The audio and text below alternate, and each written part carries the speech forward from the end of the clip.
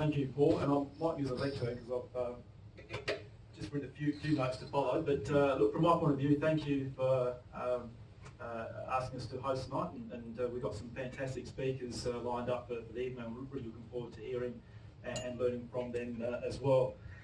I think if innovation, from if you ask a lot of politicians, executives, and educators, what do we need to be successful? I think the usual answer you get, especially the last 3-4 years, is that you need to innovate to be successful in the future.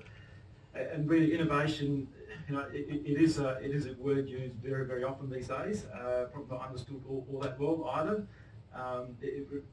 From our point of view, it's about making changes in something that's already established. So it's not really creating something new, it's making changes to something that's already established. I've never seen anyone innovate something that doesn't exist. No one's proved me wrong on that one as yet. So it's really about introducing new methods, new ideas, or new products.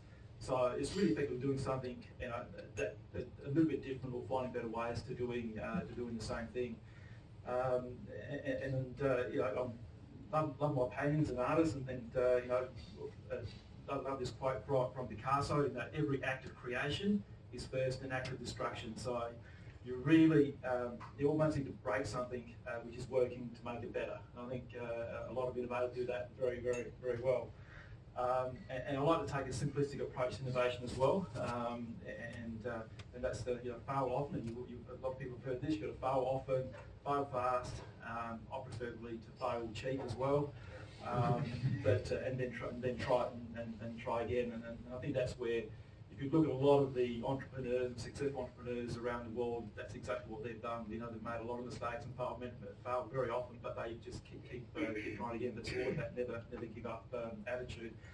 We've certainly got a very similar mindset here at Bendigo Bank as well. We've got a clear and strong vision to be Australia's bank of choice, and we can't reach that goal by doing the same things the same ways, or simply by following our competitors. We also don't, whilst we're the 5th largest retail bank in Australia, we don't have the deep pockets and deep buckets of money to invest a lot of money in IT as our competitors seem to happen. So our preference is to partner with a lot of companies, and that partnering is certainly within our DNA, and we have partnered with a number of fintechs over the years. And a good example is that we've been working with Formichella. I'm sure everyone's heard of Formichella out of Melbourne. We've partnered with them for the last 6 years, and they've helped create our mobile app, which has just recently been voted the 2nd best mobile banking app in Australia, and that's behind the CBA. So it's pretty good for a small bank to get the 2nd best app banking app. But we've also not this month, so early October, we will, together with Formichella, we're going to launch Australia's first fully licensed and all-in-app mobile banking platform. So that's effectively a bank in an app. So we've trialled it already, had a bit of a soft launch with Beacon University and a number of our staff. So all your banking is is through that one app. You open the account up, you can open all your accounts through that app, transact through the app. It's got Apple Pay, Google Pay. It's got all your mobile applications in that one app, which is fantastic. And certainly digital banking will become more prevalent in Australia, especially if you look at what's happening around the world, or overseas for trends. And I think the UK, they're four largest digital banks. If you put them together, they actually make up the 5th largest bank in the UK. So the digital banking is coming our way pretty quick. So that's one example of partnering with Formichella. The other one is TikTok, and I think everyone has heard of TikTok. And again, we not only partner with them, I think we've got ownership, around 30% ownership in TikTok as well. And they've produced, you can actually apply for a home loan and get an approval within 22 minutes. So that's bloody quick. So I remember having to fill out a form the other day, and it took me 20 minutes to fill out form, so for a credit card, believe it or not. So they're very, very quick. And just in the 12 months, they've already received something like $1.3 billion worth of applications through online. So, and that's just the first year. So again, once they get that momentum behind them, sort of watch this space. So it's great to be partnering with them. And I suppose another story. I was recently in Sydney for a global banking conference, and even for me, that was quite dry. It's been a whole day listening to people talk about banking. But I did break out in a bit of a cold sweat when the CFO of Alibaba stood up, and everyone knows Alibaba, and Chinese love their phones and transacting through their mobile phone devices. So they'd be able to collect reams of data from all their customers over the years, and they're now getting into they're introducing microfinance. So this is just very, very small loans. We're talking Australian dollar equivalent $2 to $500, so very, very micro.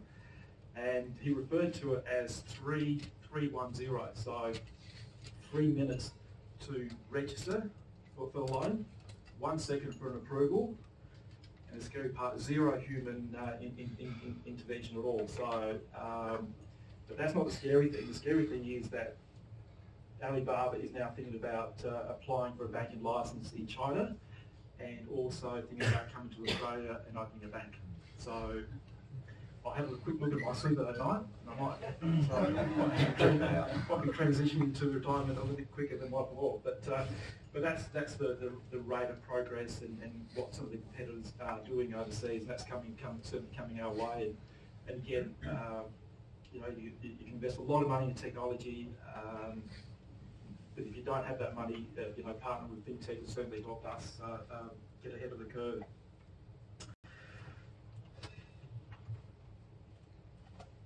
So looking ahead, we see probably the next disruption for banking is very much about that big data, and it's already here to a large extent. But open banking is coming into play 1st of July 2019, and open banking will see all the banks start sharing their customer details and data amongst each other. So that should see a lot quicker decisioning. And you'll find a lot of the bank processes will look and feel very much the same as well. That open banking also means that you'll get the option of sharing data with big techs and potentially all your utilities, energy companies and telecommunication companies and so forth. So you'd want to keep, for the young people here, keep a very clean credit record, because all those credit records and ratings will be available to all utilities, telecommunications and so forth. So if you want a quick decision, you've got a clean credit record, you have a very quick, clean decision. But if you don't, it'll sort of take a number and hopefully a good banker. Come to me after. So that's open banking. But look, innovation from our point of view is not just that technology piece. We also innovate in the way our business model works as well. So in 1998, for people who are not aware, we established our community bank model, and that's a great example of a shared value business model as well. So during the late 80s, 90s, a lot of the big 4 banks were closing a lot of their branches, particularly rural and regional areas. I think it's 25-30% of their branches over the last 20 to 25 years have closed. So that was 20 years ago, and they're still closing, and I think there's another 100 or so branches closed in the last 12 months, unfortunately. Obviously it puts a lot of stress on these communities and rural regional areas, so we came up with an innovative way of partnering with those local communities in establishing our Bendigo Bank community banks.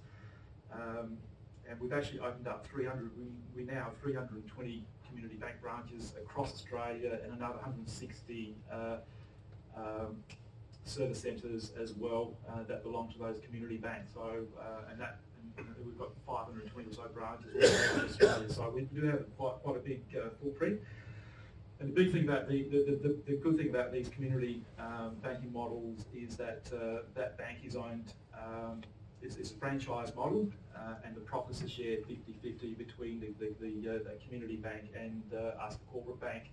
And of that profit, 80% needs to be reinvested back into the local community, supporting local businesses and community organisations. So that keeps money and capital within that community, helps with employment, and you can't have a vibrant business if you don't have a vibrant community supporting it as well.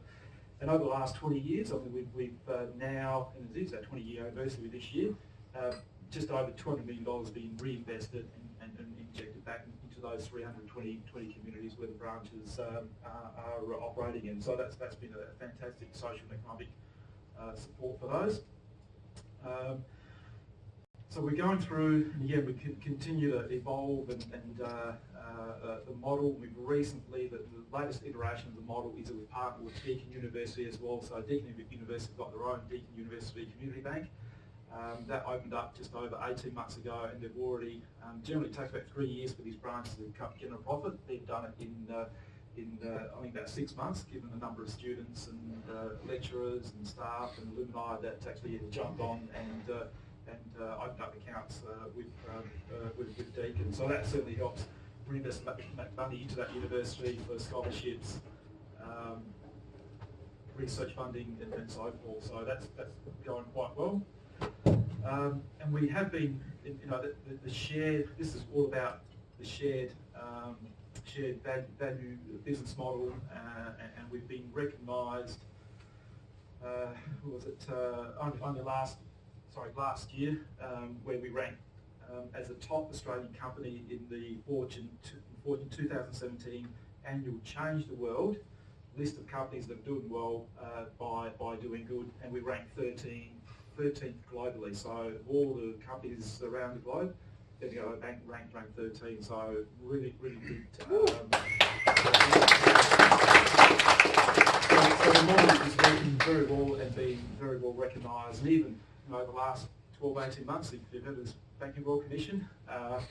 So luckily we haven't been caught up in that, and that's just the way we do business. And even most trusted brand, we were number 3 12 months ago. We're still in the top 10, seventh most trusted brand in Australia. So for a bank to do that in this environment, it's we're doing quite well. So that's a little bit about how we do business, but we continue to innovate, and we do that by partnering. Big investment in South Australia with this building. 1,200 people work within this building in Bendigo Bank. It's activity-based workstations, all Wi-Fi. It's a bit of a Google type feel. I've worked at a lot of a couple of banks around Australia, and nothing compared. They've got nothing to compare to this. So great environment, and we love working here. We do hire graduates on a regular basis as well for anyone with a bank career. Look, that's it from me, and thank you again for giving the opportunity to have a chat and what we do at Bendigo, and look forward to the rest of the evening. Thank you.